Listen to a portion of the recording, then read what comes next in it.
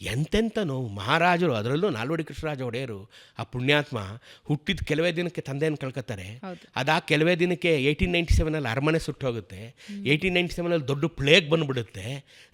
ಅದಾಗಿ ಒಂದು ಸ್ವಲ್ಪ ದಿನಕ್ಕೆ ಇವ್ರು ಏನೋ ಮಹಾರಾಜರಾದರೂ ಕನ್ನಂಬಾಡಿ ಕಟ್ಟೆ ಶುರು ಮಾಡೋಣ ಅಂತಂದರೆ ವರ್ಲ್ಡ್ ವಾರ್ ಶುರು ಆಗೋಗುತ್ತೆ. ಕನ್ನಂಬಾಡಿ ಕಟ್ಟೆ ಶುರು ಮಾಡಬಾರ್ದು ಅಂತ ಈ ಮದ್ರಾಸ್ನವ್ರು ಅರ್ಜಿ ಹಾಕಂಗೆ ಕೂತಿರ್ತಾರೆ. ಲಾರ್ಡ್ ಹಾರ್ಡಿಂಜ್ ನಾವು ನೆನ್ಕೋಬೇಕು. ಮೈಸೂರಲ್ಲೊಂದು ಹಳೆ ಮೈಸೂರಿಗೆ ಗೊತ್ತು ಹಾರ್ಡಿಂಜ್ ಸರ್ಕಲ್ ಅಂತ. ಅವನು ಲಾರ್ಡ್ ಹಾರ್ಡಿಂಜು, ಅವನು ನಮ್ಮ ಕಡೆ ನಿಂತವನು. ಇಡೀ ಬ್ರಿಟಿಷ್ ಸರ್ಕಾರ, ಮದ್ರಾಸ್ ಈಸ್ಟ್ ಇಂಡಿಯಾ ಕಂಪನಿ, ಇಡೀ ತಮಿಳರೆಲ್ಲ ನಮಗೆ ವಿರುದ್ಧವಾಗಿ ನಿಂತಿದ್ದಂಥ ಕಾಲದಲ್ಲಿ ಒಬ್ಬನೇ ಒಬ್ಬ ಬ್ರಿಟಿಷ್ ನಮ್ಮ ಕಡೆ ನಿಂತವನು ಲಾರ್ಡ್ ಹಾರ್ಡಿಂಜ್. ಅವನು ಹೇಳ್ತಾನೆ, ದುಡ್ಡು ಮಹಾರಾಜರದ್ದು, ನೀರು ಕನ್ನಡಿಗರದ್ದು, ನೆಲ ಕನ್ನಡಿಗರದ್ದು, ಖರ್ಚು ಕನ್ನಡಿಗರದ್ದು, ನಿಮ್ದೇನು ಕಿರಿಕಿರಿ ಅಂತ ಮದ್ರಾಸ್ನವ್ರು ಕೇಳ್ತಾನೆ. ಅವನು ಕಟ್ರಿ ನೀವು ಅಂತ ಪರ್ಮಿಷನ್ ಕೊಡ್ತಾನೆ ಅವನು, lord Hardinge.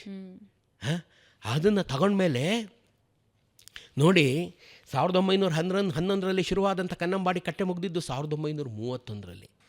Kannambadi ಕಟ್ಟೆಗಿಂತ ದೊಡ್ಡದಾದಂಥ Mettur dam ಕಟ್ಟೋದಕ್ಕೆ ಅವ್ರು ತಗೊಂಡಿದ್ದೆಷ್ಟು? 6 ವರ್ಷ.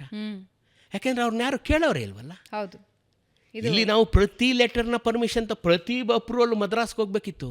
ಒಂದೊಂದು ಅಪ್ರೂವಲ್ ಸಿಗೋಕ್ಕೆ 2 ವರ್ಷ. ಹೌದು. Chief engineer sir M V ಅವರು ಆದಮೇಲೆ ಚೀಫ್ ಇಂಜಿನಿಯರ್ ಆಗಿ ಬಂದಂಥ ಕಡಾಂಬಿ ಅವರು ಚೀಫ್ ಇಂಜಿನಿಯರ್ ಆಗಿ ಮದ್ರಾಸಿಗೆ ಫೈಲ್ ತೊಗೊಂಡೋದ್ರೆ ಫೈಲನ್ನು ನೋಡೋದಕ್ಕೆ ಇವ್ರಿಗೆ 1 ವಾರ ಕಾಯಿಸೋರು. Being a chief engineer of Mysore province, Kadambi ಅವರು 1 ವಾರ ಕಾಯ್ಕೊಂಡು ನಿಂತಿರ್ಬೇಕಾಯ್ತು.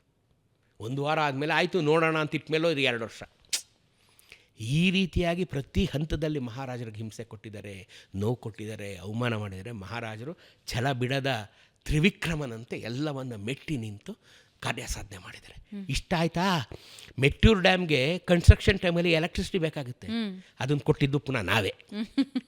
ಹೇಗಿದೆ ನೋಡಿ. Chief engineer Forbes, British chief engineer Forbes ಅಂತ ಪುಣ್ಯಾತ್ಮ 50 ಸೈಕಲ್ಸನ್ನು 100 ಸೈಕಲ್ಸ್ ಕನ್ವರ್ಟ್ ಮಾಡಿ ಕೊಡೋವಂಥ ತಂತ್ರಜ್ಞಾನ ಅವತ್ತಿಗೆ ಜಗತ್ತಿನಲ್ಲಿ ಎಲ್ಲಿಯೂ ಇರಲಿಲ್ಲ. ಅಮೇರಿಕಾದಿಂದ, ಯುರೋಪ್ನಿಂದ ಇಂಜಿನಿಯರ್ಸ್ ಬರ್ತಾರೆ, ಈ ಫೋರ್ಬ್ಸ್ ಹ್ಯಾಕೆ ಕೊಡ್ತಾನೆ ಇದನ್ನು ನೋಡಬೇಕು ಅಂತ.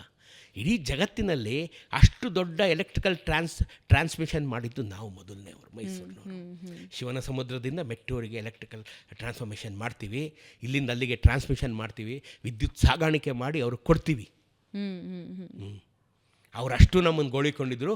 ಪುನಃ ನಾವು ಅವ್ರಿಗೆ ಕರೆಂಟ್ ಕೊಟ್ಟು ಅವ್ರಿಗೆ ಡ್ಯಾಮ್ ಕಟ್ಟಿಸ್ಕೊಡ್ತೀವಿ.